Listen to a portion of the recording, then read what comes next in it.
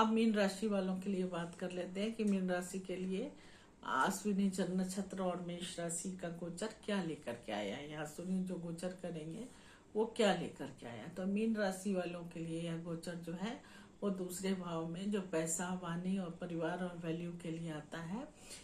इस समय पैसा तो आएगा लेकिन टिकेगा नहीं। ये आप पर निर्भर करता है कि आप उसको कैसे टिकाने की कोशिश करेंगे।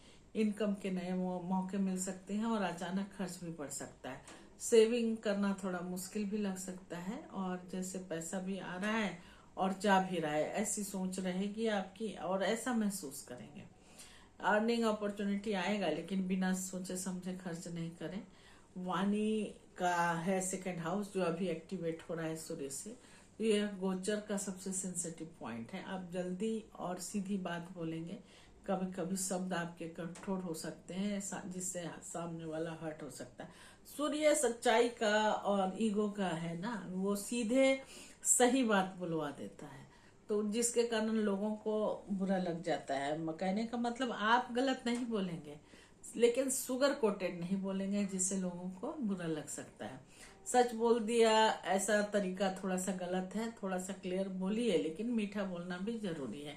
फैमिली में छोटी छोटी बातों का टेंशन हो सकता है, किसी बात को लेकर मिसअंडरस्टैंडिंग हो सकती है या फैमिली में रिस्पॉन्सिबिलिटी आपकी बढ़ती हुई दिखाई देती है। घर में छोटी बात भी कोई मुद्दा बन सकता है। जैसे अच्छा ये है कि जिम्मेदारी निभाने का मौका मिलेगा लेकिन ध्यान रखिए कि पेशेंस बनाए रखिए। हड़बड़ाहट में लिया गया डिसीजन काफी दिक्कत दे सकता है। सेकंड हाउस खान पान का भी है, तो यहाँ सूर्य का गोचर लापरवाही दे सकता है खाने पीने में, जिसके कारण एसिडिटी हो सकती है या थ्रोट रिलेटेड कोई इशू आ सकता है। अनहेल्दी हैबिट्स काफी आपकी खाने पीने में बढ़ सकती है, जैसे मन किया कुछ भी खा लिया। और सुधार का मौका आपको मिलेगा लेकिन आप ध्यान नहीं देंगे। और ध्यान रखने वाली सबसे बड़ी बात है कि आप अपने डाइट को कंट्रोल करें। सूर्य यहाँ पर गर्म ग्रह है तो आपको पित्त का प्रभाव दे सकता है, थोड़ी गर्मी सहने की क्षमता को कम कर सकता है। तो कूल चीजें खाएं और मिर्च मसाला से इस महीने थोड़ा सा परहेज करें। खुद को इम्प्रूव करने की इच्छा आएगी और अपनी वैल्यू समझने का भी समय है। तो कभी कभी इनसिक्योरिटी भी आ सकती है, जैसे मेरी वैल्यू क्या है ये आप जानना चाहेंगे। अच्छी बात यह है कि सेल्फ ग्रोथ होगा और ध्यान ये रखना है कि दूसरों से कंपेयर नहीं करें। कंपेयर करने से अगर वहां तक उस मुकाम तक आपको थोड़ी भी पहुंचने में देरी हुई या आप नहीं पहुंचे हैं तो वो आपको या तो रात का नींद खींच लेगा, खत्म कर देगा, या तो थोड़ा सा ईगो और जलन महसूस करवा सकता है। तो यहाँ पर इम्पल्सिव बोलना और मैं ही सही हूँ वाली फीलिंग को कम कीजिए। बिना सोचे समझे बोलना नहीं है और बोलने के बाद रिग्रेट भी नहीं करना है। वैसा काम ही क्या करना, क्यों करना है जिसके बारे में बाद में रिग्रेट करना पड़े। जैसे आपने पहले बोल दिया बाद में सोचेंगे कि वो क्यों बोल दिया, इतना बोलने से दिक्कत हो गया, रिश्ते खराब हो गए। तो ऑनेस्टी रखिए, ये आपके लिए अच्छा है लेकिन सोच समझ कर के बोलें, ये आपके लिए जरूरी है।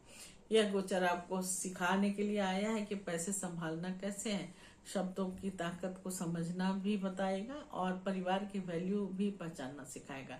जैसे बोलना और खर्च करना दोनों कंट्रोल में कैसे रखेंगे, ये सूर्य का गोचर मीन राशि वालों के लिए बताएगा। मीन राशि वालों के लिए कुल मिला के देखा जाए तो सूर्य अश्विनी नक्षत्र में गोचर करेंगे तो धन, वाणी, पारिवारिक जीवन में हलचल ला सकता है। इस दौरान आप अपने शब्दों पर और अपने खर्चों पर खास ध्यान रखें, नियंत्रित करके रखें।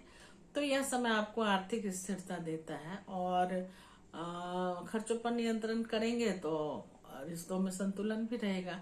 क्योंकि अगर पैसे नहीं देंगे, खर्चेंगे फैमिली वालों पर, तो थोड़ी सी दिक्कत तो आती ही है ना। तो सूर्य का अश्विनी नक्षत्र में यह गोचर आपको एक नई शुरुआत, तेज फैसले में और जीवन में अचानक बदलाव का संकेत दे रहा है। यह समय आपको तेजी से आगे बढ़ाने का काम तो करेगा लेकिन याद रखिए जितनी तेजी से आप चलेंगे उतनी ही समझदारी और धैर्य भी रखना काफी जरूरी है। अगर आप इस ऊर्जा को सही दिशा में इस्तेमाल करते हैं तो यह समय गोचर जो है वो आपको सफलता, आत्मविश्वास और नई पहचान भी दिला सकता है। लेकिन जल्दबाजी में और ईगो से बचना काफी जरूरी है। क्योंकि सूर्य ईगो का कारक है और अश्विनी नक्षत्र जल्दबाजी का, दोनों कंबाइंड हो रहे हैं। तो यहाँ पर दोनों ही चीजें थोड़ी सी संभालने वाली है। तो जल्दबाजी से बचिए, ईगो से बचिए, और आपकी सबसे बड़ी तेज यही कुंजी रहेगी। तो ऐसे ही सटीक और गहराई वाले ज्योतिषीय विश्लेषण के लिए हमारे चैनल को आप सब्सक्राइब करें, वीडियो को लाइक करें और शेयर करें, और अपनी पर्सनल कंसल्टेशन के लिए भी हमसे जुड़ सकते हैं। आपको अगर अच्छा लगता है तो आप अपने प्रॉब्लम को सॉल्व भी करवा सकते हैं। तो बहुत बहुत धन्यवाद आपका वीडियो पर लगातार बने रहने के लिए। नमस्कार।